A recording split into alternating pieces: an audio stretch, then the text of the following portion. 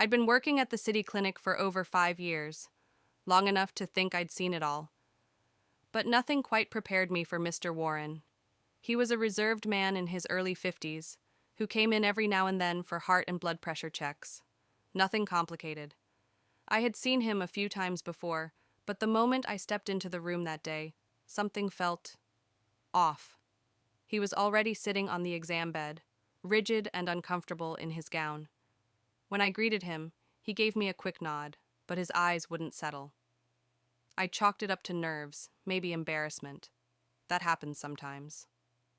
As I adjusted his monitor and straightened his gown, I noticed something through the fabric, more than I expected to see. I quickly turned away, flushed and embarrassed. I reminded myself, stay professional, stay calm. But then, as I reached for the linens, the gown slipped, completely. I gasped, caught off guard, and turned away immediately. The moment hung awkward and thick in the air.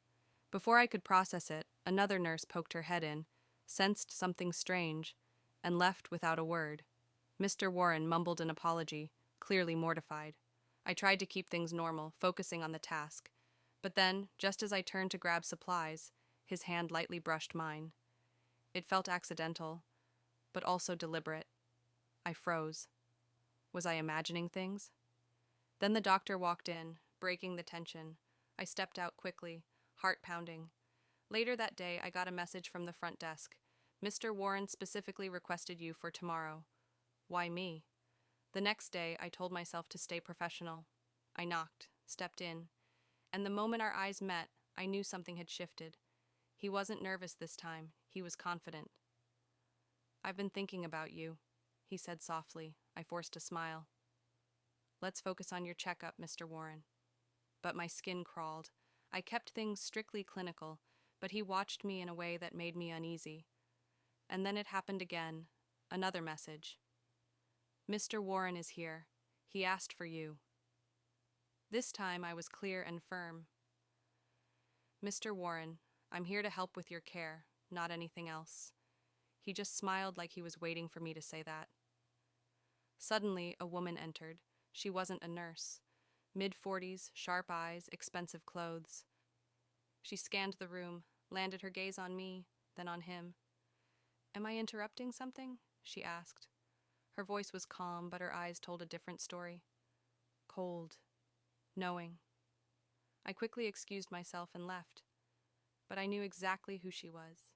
His wife. She didn't need proof. She already believed something was happening. And maybe, just maybe, that was enough to destroy everything. That night, I lay awake wondering if I'd accidentally stepped into something dangerous, or if someone was trying to drag me into their mess. And the scariest part? The requests didn't stop. I told him no, but he didn't listen. I don't feel comfortable, I told him firmly. You've crossed a line. Before I could leave, someone called out behind me. Jenna! It was Mark, from radiology. Young, friendly, harmless. He was waving at me, smiling like nothing was wrong. I turned toward him, grateful for the interruption. But when I looked back into the room, Mr. Warren had already taken a step back.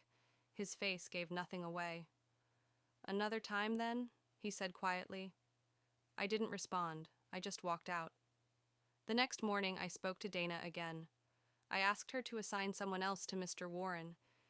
She said she'd try, but with the staff stretched thin, I knew it wasn't likely. So I avoided his floor. Took on extra work in other wings just to stay away. I was trying to breathe again, trying to get back to some kind of normal, but during a short break in the staff room, my tablet buzzed. Patient Warren requesting Nurse Jenna. Urgent. I froze. My gut twisted. I stared at the screen. I almost ignored it, almost deleted it, but I didn't. Instead, I clipped on my badge, pulled my hair back, and headed toward room 3. If he tried anything again, I was going to end it right there. I walked in, ready for confrontation, but he didn't speak right away. He was sitting at the edge of the bed, staring out the window. Quiet, still. His face looked heavier this time, more serious.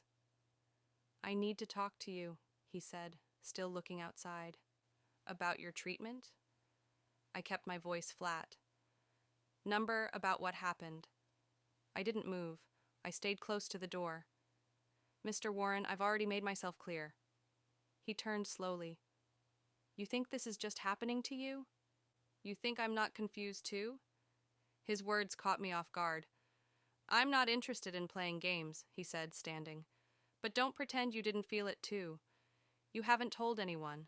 That means something. It means I'm trying to be professional, I snapped.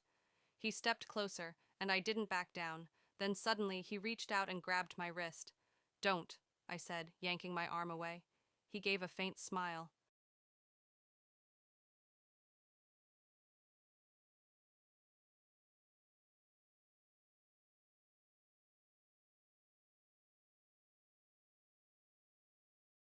You're not going to report this. You know how it'll look. And then the door creaked open. In the hallway, standing in the shadows, was his wife. She had heard something, maybe everything. Her face didn't show emotion, no rage, no confusion, just a blank, icy stare. I stepped out fast. My heart was thudding so hard I could barely breathe. I didn't know what she'd heard, or what she believed, but I knew. He cornered me, but he didn't know she was watching. Don't lie, she snapped. I've seen the way he looks at you, and the way you look back. I haven't done anything inappropriate, I said, trying hard to stay calm. She folded her arms tighter. You're not the first, she said coldly, but you can be the last. And then she turned and walked out, leaving me standing there, breath caught in my chest. The air around me felt heavy and thick. The line between right and wrong had blurred. The rules I once followed suddenly felt useless. And I knew deep down, this wasn't over. The next few days dragged by in a haze of unease. I stayed far from exam room 3, changed my shifts, changed my break times. I wanted no run-ins, no conversations, no more warnings. But her words stayed in my head like a ticking clock I couldn't shut off. Then, one evening, long after most of the clinic had emptied out, I was wrapping up paperwork at the nurse's station. That's when I saw him, Mr. Warren, standing at the far end of the hallway. Alone, watching. My heart skipped. He wasn't even supposed to be here. His follow-ups were done, so why was he still hanging around? I stood, grabbed my things, and headed toward the back exit. I wanted to be gone before he moved. But as I turned the corner, he stepped in front of me. Jenna, he said, voice low and quiet, almost worn out. I need to talk. I think we've already said everything, I answered, pushing past. But he shifted slightly, not aggressive, just enough to block my way. She spoke to you, didn't she? Yes, I said, stiffening. And I think we should stop this now, before it gets worse. But instead of backing off, he smiled. A slow, unnerving smile. She doesn't know the half of it, he murmured. And just like that, the tension snapped back into place. That dangerous, uneasy feeling returned. I didn't even have time to step away before he reached for my wrist again. Let go of me, I said sharply, ripping my arm free. He didn't flinch. You're not going to report me, he said, calm as ever. Because you already know how that story ends. Your word. Against mine. I opened my mouth to answer, but froze. Behind him, in the shadows at the end of the hallway, she was.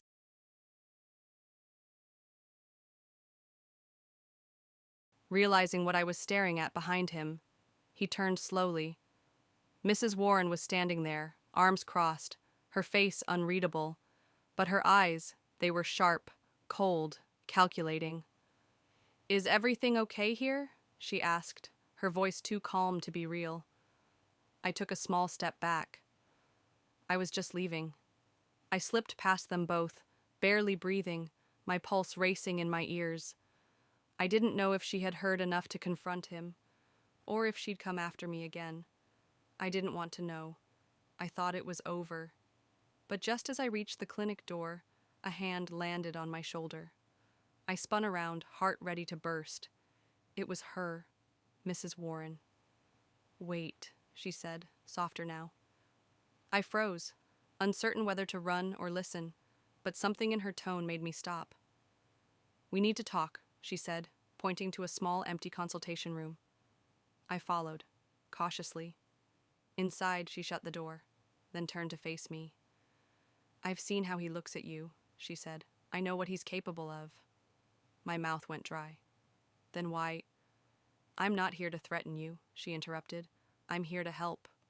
Help me? I'm not the woman you think I am. Her voice was steady now. Tom, my husband, he has a dark side. He manipulates people, especially women. I've watched him do it for years. I said nothing, my body tense. Then she reached into her bag and pulled out a folder. She handed it to me. Inside were photos, messages, reports, names I didn't recognize, faces of women who probably felt just like I did. He's been doing this a long time, she said. Nurses, colleagues, neighbors, even a family friend. My hands trembled as I flipped through the pages.